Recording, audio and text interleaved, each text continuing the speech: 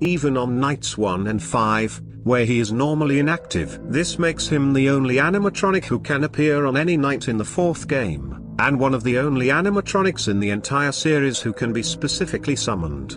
Upon entering the main hub of Curse of Dreadbear, there is a chance that Dreadbear may slowly emerge from the lake behind you, before slowly shuffling past you towards the barn behind you. Contrary to beliefs that this Easter egg is triggered by lingering around in the main hub for a certain amount of time, it is actually randomly triggered by entering the hub. Examining Ultimate Custom Night's render of JJ, while she is inside of the right vent, reveals that she actually does not have any arms and that her endoskeleton is just a grey cylinder. The lack of arms was likely done because the only area of JJ that is visible during gameplay is her head, so it would be a waste of time to model something that players would be unable to see. Meanwhile, her grey cylinder endoskeleton may suggest that Balloon Boy shares this same type of endoskeleton, explaining how both he and JJ can move, despite lacking proper endoskeletons. Scott Cawthon considers Bonnie to be the scariest animatronic that he has created, and has even had several nightmares about him. On one instance, Cawthon dreamt that Bonnie was lurking within the hallway outside of his bedroom, causing him to physically jump out of his bed and rush to the door to hold it shut. After discovering that the door was locked, mirroring Bonnie and Chica's disabling of the doors and lights, Cawthon suspected that Bonnie was about to attack. Thankfully, he then woke up from the nightmare. Fans have often theorized that the gameplay of Five Nights at Freddy's 4 may have been inspired by Cawthon's actual nightmares. The music track that plays during the encounter with Inod within the private room is titled Watch Your Six, which is actually a military term for watch your back, while also referencing the goal of reaching 6 a.m. Even though Twisted Chica is physically absent from the second novel The Twisted Ones, she is briefly referenced when Charlotte considers the possibility of a chicken clutching a cupcake to its grotesque chest, which closely fits the design of Twisted Chica. In the second game, there is an extremely low chance of Golden Freddy actually appearing on Night 2, 4 nights before his intended debut. During the development of Pizzeria Simulator, a conversation was hidden within the source codes of both ScottGames.com and fnafworld.com. When fully compiled, the conversation plays out as follows: "You are crowding us. Be quiet. You can't tell us what to do anymore." "Yes, I can. You will do everything that I tell you to do. We outnumber you." "That doesn't matter, dummy. We found a way to eject you. You would be lost without me." "Ha, ha. Say goodbye to our friend. I can put myself back together." It is fairly easy to conclude that this conversation is between Funtime Freddy and Circus Baby within Inod, with Baby being ejected to become Scrap Baby, and Funtime Freddy later rebuilding Inod into Molten Freddy.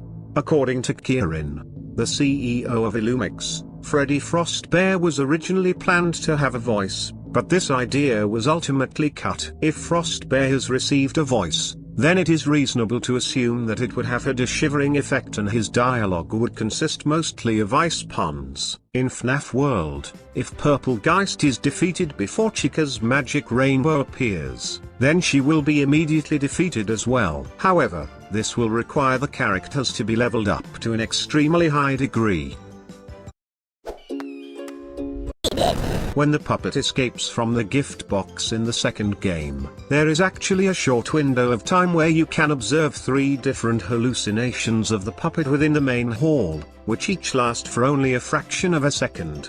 A clear indication towards these being hallucinations is that the puppet appears to be floating. Also, when the puppet leaves the prize corner, the camera's static becomes less harsh. Woodland Toy Freddy is the only incarnation of Freddy Fazbear to not have a top hat in any form. While Five Nights at Freddy's 4 was being teased on ScottGames.com, the website's source code became littered with 8s and 7s. Understandably, many fans connected this to the infamous bite of A87, believing that the 4th game would finally depict the event, which turned out to not be the case. However, some fans somehow interpreted these numbers as coordinates and, upon translating them into Google Maps, actually located a pizzeria within Virginia. Unfortunately, this led to the pizzeria being bombarded with phone calls from Five Nights at Freddy's fans, who believed that it was connected to the series. The situation became so out of hand that Scott Cawthon had to make his first ever Reddit post,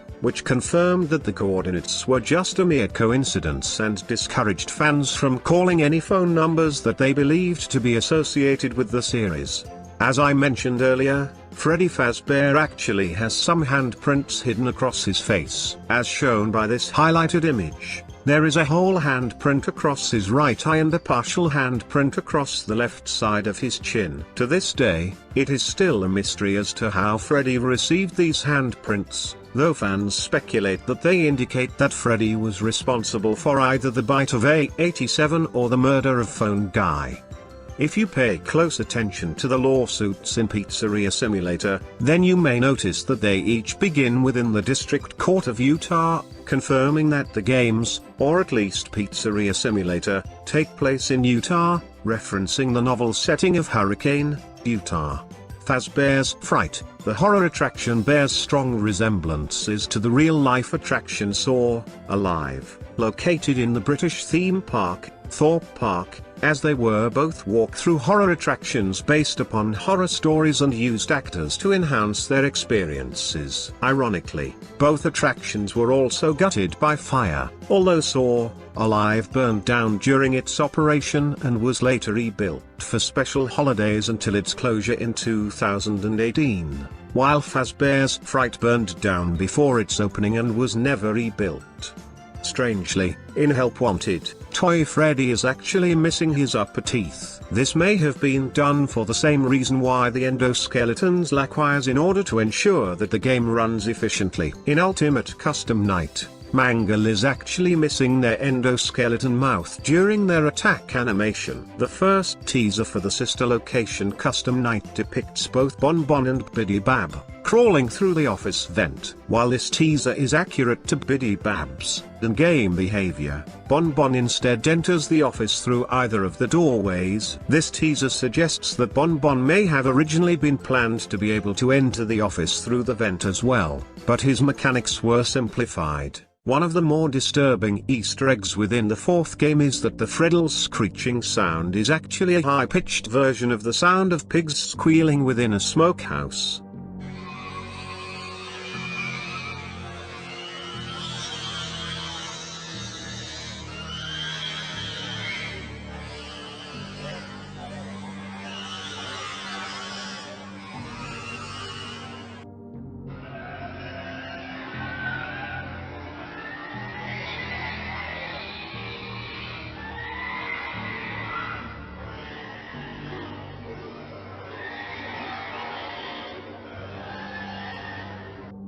Due to copyright reasons, Bonnie and Toy Bonnie's guitars are either significantly altered or removed entirely in the console ports of the first two games, as well as in Help Wanted and Special Delivery.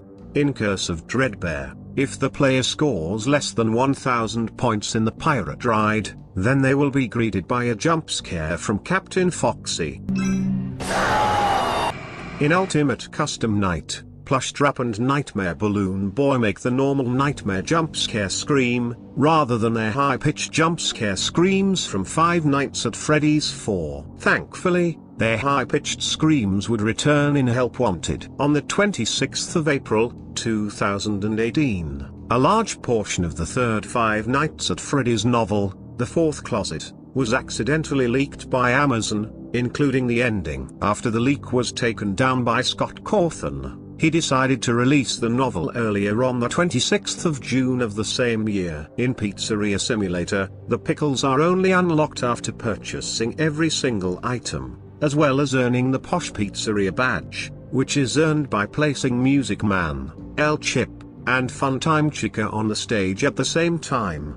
There were several animatronics that were planned for Help Wanted but were ultimately scrapped. These include Toy Proxy, who was used for AI testing for the Dark Rooms and Night Terrors modes, Distorted Chica, who was later replaced by Withered Chica in Curse of Dreadbear's opening, the Burnt Freddles, who may have been part of a planned hard mode for Curse of Dreadbear, and an early design for Glitch Trap, which was an untextured spring trap with small stitch-like indents across its body. There are also hints that Spring Bonnie was originally planned to appear in the game, with his role eventually being filled by Glitch Trap. Evidence for this assumption includes his appearance on early box art for the game, an unused texture map for him, and an early stage icon for Pizza Party, which shows his shadow against the stage curtain. On rare occasions in the first game, the posters on the walls of the East Hall may be replaced by crudely drawn images of crying children, styled after Edvard Munch's Der Schrei der Natur, or the Scream as it is often referred to. Strangely, these drawings bear a strong resemblance to the puppet, further indicating that the puppet may be present within the first game's location.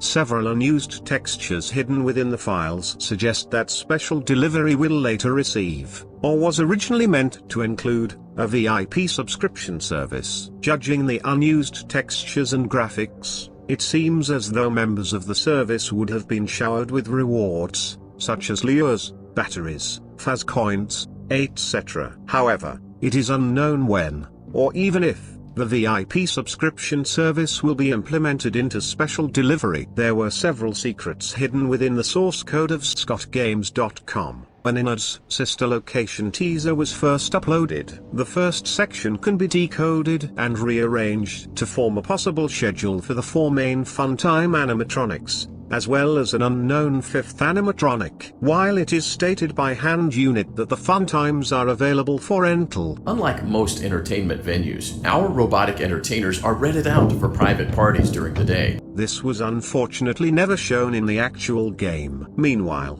the second section contained several abbreviations, the translations for which I will display on screen now. While most of these terms are fairly self-explanatory, the 3 most interesting are certainly Afton Robotics Incorporated, Chica's Party World, and Criminal Institute. The first term refers to William Afton's robotics company.